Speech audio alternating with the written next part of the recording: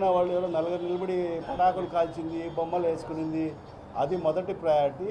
దాని తర్వాత ఇంకొక మరి ఆ ఛానళ్ళ మీద కక్ష సాధింపులు, మరి ఆ ఛానళ్లను ప్రసారాలను ఆపేస్తారు. మరి అదే ఈ రాష్ట్రంలో జరుగుతుంది కదా. మొన్న మహానాడు జరుగుతూ ఉంటే, ఈ వైఎస్ఆర్ జిల్లాలో కడపల మహానాడు జరుగుతూ ఉంటే మరి సాక్షి ఛానల్ని, మరి అదేవిధంగా TV9 ఛానల్ని, మరి NTV ఛానల్ని, 10 TV ఛానల్ని, మరి ఈ 4 ఛానల్ని ఆపేసిన కార్యక్రమం మరి ఈ ప్రభుత్వం చేయలేదా అని చెప్పి ఈ సందర్భంగా నేను ప్రశ్నిస్తున్నాను. మరి ఎందుకు చంద్రబాబు నాయుడు నీకు ఛానళ్ళ మీద ఎందుకు ఇంత కసి? అంటే నీకు నీ గురించి మాట్లాడితేనే, నీకు మహా అని మాట్లాడితేనే ఆ ఛానల్ ప్రసారాలకి అవకాశం ఇస్తావు. మరి నీవు చేస్తున్న, నీ ప్రజాప్రతినిధులు చేస్తున్న, మరి మీ కార్యకర్తలు చేస్తున్న మరి ఆ కార్యక్రమాలన్నీ కూడా ప్రజలకు చూపిస్తే మరి ఆ ఛానళ్ళ మీద కక్ష సాధింపులు, మరి ఏ రకంగా ఈ రాష్ట్రంలో పరిపాలన కొనసాగుతుందో ఈ రాష్ట్ర ప్రజలందరూ కూడా ఒకసారి ఆలోచన చేయాలని చెప్పి కూడా ఈ సందర్భంగా తెలియజేసుకుంటున్నా. మరి ఒకటే, తెలుగుదేశానికి సంబంధించిన సుమారుగా 200 నుంచి 300 సోషల్ మీడియా ITDP పేరుతో ఛానల్స్ ఉన్నాయి. ఫేక్ ఐడీలతో ఛానల్స్ నడుపుతున్నారు. దానికి కేంద్ర బిందువు మరి హైదరాబాద్లో ఉండే తెలుగుదేశం కార్యాలయమే. మరి అక్కడ ఈరోజు కొంతమంది సోషల్ మీడియాలో మరి కొందరు ఎవరైతే కిరాక్ RP అని చెప్పి, మరి అదేవిధంగా సీమరాజా అని చెప్పి, మరి పులిసీత అని చెప్పి, కిరణ్ అని చెప్పి, మరి వీళ్ళందరూ కూడా మాట్లాడుతున్నారు కదా. మరి వాళ్ళ మీద ఎందుకు కేసులు పెట్టడం లేదు? మరి కిరాక్ RP అనే వ్యక్తి నోరిప్పితే మహిళల్ని అగౌరవపరచడం, బూతులు మాట్లాడడం,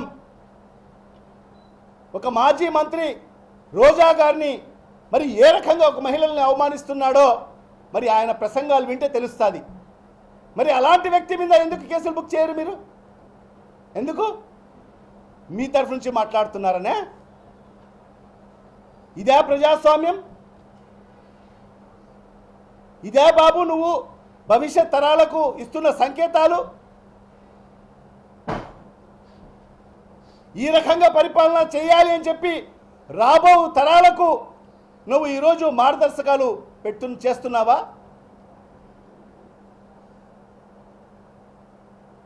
గత 5 ఏళ్ళు మా జగన్మోహన్ రెడ్డి గారు ముఖ్యమంత్రి ఉన్న సందర్భంలో ముఖ్యమంత్రి స్థాయి వ్యక్తిని కూడా చూడకోకుండా మరి ఆ కుటుంబాల పైన జగన్మోహన్ రెడ్డి గారి కుటుంబం మీద ఎన్ని అవాకులు చవాకులు మాట్లాడారో మనందరికీ కూడా తెలిసిన విషయమే. మరి భారతమ్మ గురించి ఏ రకంగా మాట్లాడారో మనందరికీ కూడా తెలిసిన విషయమే. మరి అలాంటి పరిస్థితుల్లో కూడా మరి ఏనాడు కూడా మా ప్రభుత్వంలో వాళ్ళ మీద కక్ష సాధింపులు చేయలేదే. మరి నువ్వు ఈరోజు చేసినటువంటి విధంగా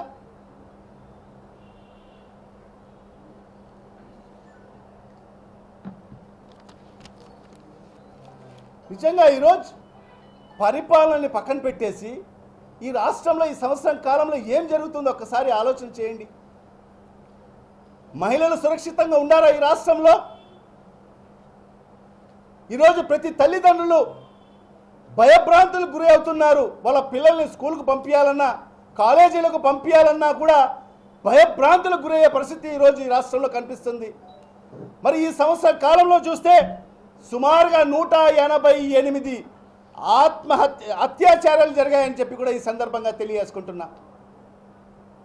ఈ రాష్ట్రంలో ఈ సంవత్సర కాలంలో 188 అత్యాచారాలు మహిళల పైన జరిగాయి. మరి ఈ రాష్ట్ర ప్రభుత్వం ఎక్కడ స్పందించిందా?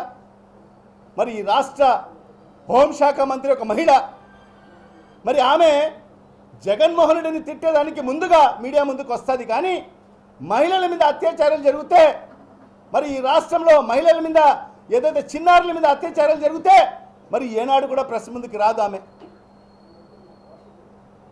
మరి మొన్న సత్యసాయి జిల్లా రాప్తాడు నియోజకవర్గంలో రామగిరి మండలంలో ఒక 9వ తరగతి చదువుతున్న దళిత బాలిక, మైనర్ బాలిక ఏ రకంగా నెలల తరబడి కొందరు తెలుగుదేశం పార్టీకి సంబంధించిన కార్యకర్తలు ఏ రకంగా నెలల తరబడి మరి ఆ పాప పైన అత్యాచారాలు చేశారు. మరి ఆ కుటుంబ పరిస్థితి ఏంటి? మరి ఆ పాప, మైనర్ పాప పరిస్థితి ఏంటి? ఈరోజు ఆ పాప, ఈరోజు చూశాము పేపర్లలో వచ్చింది, 8 నెలల గర్భవతి అని చెప్పి మరి డాక్టర్లు ధృవీకరించడం జరిగింది. మైనర్ బాలిక మీద సుమారుగా 15 మంది అత్యాచారాలు చేసి నెలల తరబడి ఎక్కడ మాట్లాడరు. ఒక మహిళ ప్రాతినిధ్యం వహిస్తున్న నియోజకవర్గం అది. ఒక మాజీ మంత్రి పరిటాల సునీత గారు దానికి ప్రాతినిధ్యం వహిస్తున్నారు. మరి ఆమె ఒక మహిళ కాదా? ఒక పాపకు, మైనర్ పాప 9వ తరగతి చదువుతున్న పాపకు అత్యాచారం జరిగితే మరి ఆ మహిళ ఎమ్మెల్యే గారికి తీరిక లేదు మరి ఆ కుటుంబాన్ని పరామర్శించడాని కోసము, మరి ఆ పాపను చూసేదానికి ఆమెకు సమయం లేదు. ఇంత దుర్మార్గమైన పరిపాలన ఈరోజు ఈ రాష్ట్రంలో జరుగుతుంది. మహిళలకు రక్షణ కరువైంది. ఎవరు కూడా బయటికి వచ్చే పరిస్థితి లేదు. మరి దానికి ఇంకోటి, అనంతపురం జిల్లాలో కూడా తన్మయ్య అని చెప్పి ఒక ఎస్టీ ఇంటర్ చదువుతున్న విద్యార్థి మరి ఏ రకంగా హత్యకు గురైందో మరి మనం అందరం కూడా మీడియాలో అంతా కూడా చూశాం. మరి వాళ్ళ కుటుంబ సభ్యులు మరి ఆ అమ్మాయి ఆచూకీ తెలియకపోతే పోలీస్ స్టేషన్లో కంప్లైంట్ చేస్తే 6 రోజులైనా కూడా మరి ఆ పోలీసు వాళ్ళు పట్టించుకున్న పాపాన పోలేదు. అంటే ఇక్కడ పోలీస్ వ్యవస్థ ఉందా అని చెప్పి నేనైతే ప్రశ్నిస్తున్నాను. ఈ రాష్ట్రంలో పోలీస్ వ్యవస్థ అనేది ఉందా? పోలీస్ వ్యవస్థ అయితే ఉంది, కానీ ఎవరి కోసం పనిచేస్తున్నారంటే పోలీస్ వ్యవస్థ వైఎస్ఆర్ కాంగ్రెస్ పార్టీ నాయకుల మీద అక్రమ కేసులు పెట్టేదాని కోసము, మరి ఈ రకంగా జర్నలిస్టుల పైన వాళ్ళ మీద అక్రమ కేసులు పెట్టేదాని కోసము, మరి YSR Congress party social media యాక్టివిస్టుల మీద అక్రమ కేసులు పెట్టి మరి వాళ్లకు జైలు పాలు చేసేదాని కోసము, మరి అదేవిధంగా తెలుగుదేశం పార్టీ నాయకులను కాపాడేదాని కోసము, వాళ్ళు చేస్తున్న అక్రమాలు, భూదందాలు మరి అవన్నీ కూడా కాపాడేదాని కోసము ఈరోజు పోలీస్ వ్యవస్థ పనిచేస్తుందని చెప్పి కూడా ఈ సందర్భంగా తెలియజేసుకుంటున్నా.